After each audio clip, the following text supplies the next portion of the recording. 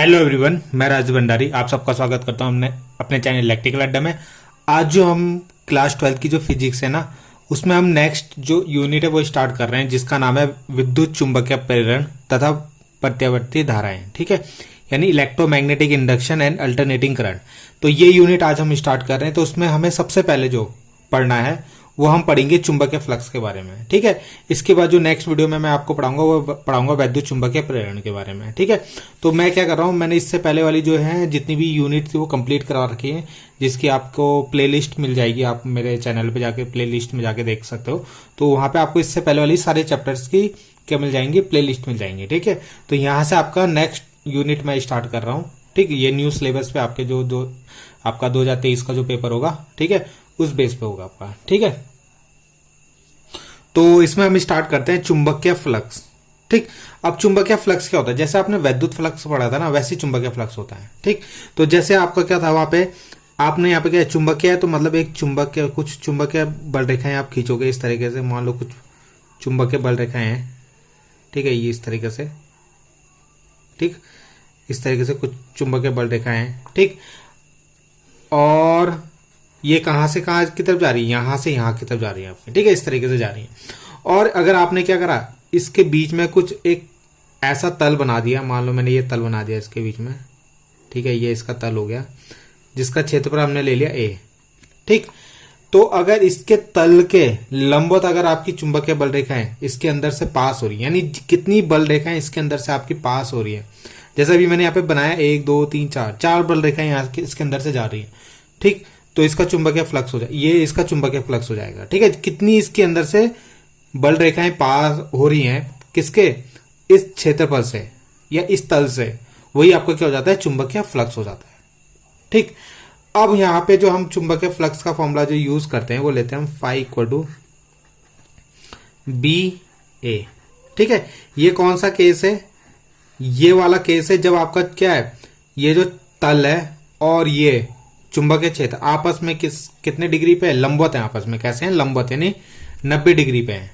ठीक है, तो यहां पे जो देखो, वैसे फॉर्मूला जो यूज होता है ना आपको, वो यूज होता है phi equal to B A cos theta. ठीक है, phi equal to B A cos theta. B A cos theta क्या होता है, यहाँ पे कॉस थीटा जो होता है वो कौन सा एंगल होता है, बी और ए के बीच में बनने वाला है कोण है। ठीक है, अब ए का क्या लेते हैं हम, ए लेते हैं हम क्या, इसका जो इसका क्या होता है, एरिया वेक्टर होता है, यानी सदिश क्षेत्रफल लेते हैं हम, सदिश क्षेत्रफल तथा चुंबकीय क्षेत्र के बीच का कोण। अब सदिश क्षेत्रफल क्या होता है, ये क्या होता है, जो भी आपका एरिया होता है ना उसके लंबवत गुजरता है ये। ठीक है, इसको हम एन कैप से प्रदर्शित कर सकते हैं। ठीक है, किससे, एन कैप। बाकी आप इसको अगर मान लो ये आपने एरिया लिया है तो इसको आप डी ए वैक्टर भी ले सकते हो। ठीक है, तो इस तरीके से भी प्रदर्शित कर सकते हैं हम इसको। ठीक, तो यहां पे जो ये थीटा बन रहा है ना, ये बी और ये जो इसका क्या है, सदिश क्षेत्रफल है के बीच का जो कोण होता है, ठीक है, वो आपका यहाँ पे थीटा होता है। और ये सदिश क्षेत्रफल आपका हमेशा याद रखना क्या, कैसा होता है, लंबवत होता है, तल के लंबवत होता है। जैसे मान लो ये बुक है, ठीक है, ये आपका क्षेत्रफल है जो ये आपको कॉपी दिख रही है, तो ये इसका क्या हो जाएगा, ये ऊपर की तरफ मैंने ऊपर की तरफ बनाया ना, तो ये इसका सदिश क्षेत्रफल हो जाएगा। ऐसे ये नीचे की तरफ भी हो सकता है आपका ऐसे। तो जो भी तल होता है उसके लंबवत निकलता है बाहर की तरफ। ठीक है, क्या, सदिश क्षेत्रफल। तो यहाँ पे देखो सदिश क्षेत्रफल यानी बी भी इधर की तरफ है और सदिश क्षेत्रफल देखें तो उसकी दिशा भी इधर ही है। तो यहाँ पे इन दोनों के बीच में जो एंगल बनता है ना, थीटा इक्वल टू 0 डिग्री, तो यहाँ पे कॉस जीरो, अगर कॉस जीरो हम जब रखते हैं तो कॉस जीरो की वैल्यू 1 होती है। तो इससे हमारा फाई इक्वल टू क्या होता है, बी ए आता है केवल। ठीक है, तो ये फाई इक्वल टू बी ए कब है, जब आपने इसको लंबवत रखा हुआ है, किसको, तल को। तो जब आपका तल लंबवत होता है तो इसका एरिया वेक्टर बी की दिशा में ही होता है। ठीक है, इसलिए यहाँ पे थीटा 0 हो जाता है उस केस में। अब सेकंड केस हम देखते हैं। अब जरूरी तो ना आपका लंबवत होगा, आपका इस तरीके से भी हो सकता है। मान लो ये आपका चुंबकीय क्षेत्र है, ठीक है, वही डायग्राम मैंने आपको दोबारा बना देता हूं। ठीक, अब यहां पे जो एरिया पहले ऐसे था ना, जो आपने पहले इस तरीके से बनाया था, ठीक है, इस तरीके से, एक मिनट, तो जो क्षेत्रफल आपने पहले ऐसे बनाया था, अब वो मान लो इस तरीके से हो गया।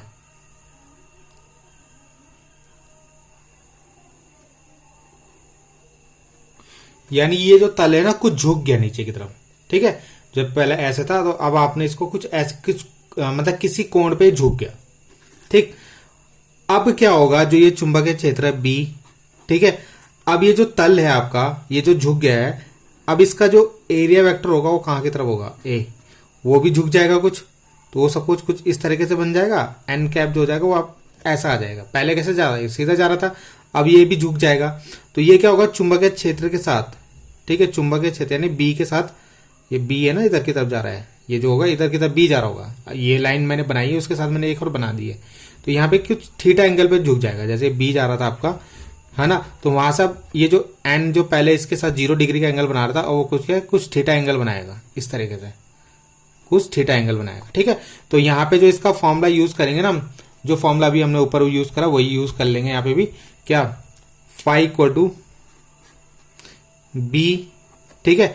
अब यहाँ पे जो है ना एक, जैसे हमारा बी ए हमने लिखा था ना, तो यहाँ पे ए की जगह क्या लेंगे, इसका लंबवत घटक ले लेते हैं, बी ए एन ले लेते हैं, एन मतलब लंबवत घटक। अब देखो जैसे क्या होता है, आपने पढ़ा होगा क्या, जैसे कोई मान लो वेक्टर क्वांटिटी होती है, जैसे मान लो ए, ठीक है, अगर हम इसको क्या है घटकों में तोड़ते हैं, मान लो कुछ थीटा एंगल पे है, तो अगर हम इसको घटकों में तोड़ेंगे तो कैसे तोड़ देते हैं हम, ए कॉस थीटा और ए साइन थीटा, इस तरीके से जोड़ देते हैं।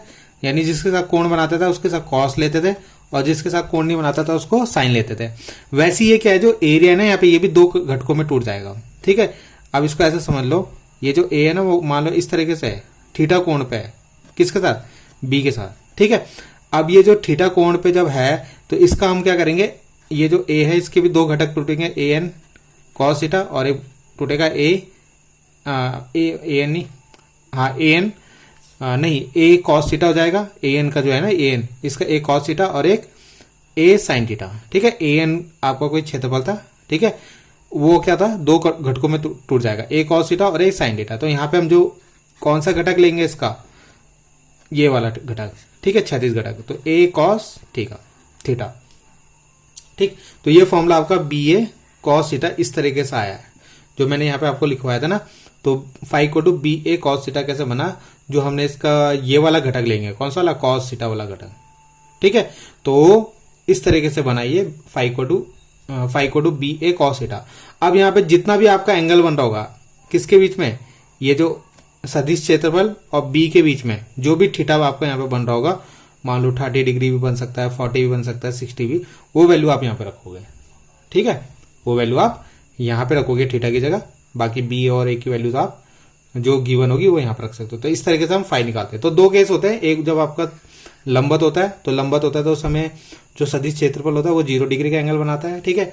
और एक बार जब आपका ये थोड़ा झुक जाता है तो उस केस में ये जो सदिश क्षेत्रफल है चुंबकीय क्षेत्र के साथ कुछ थीटा कोण बनाता है।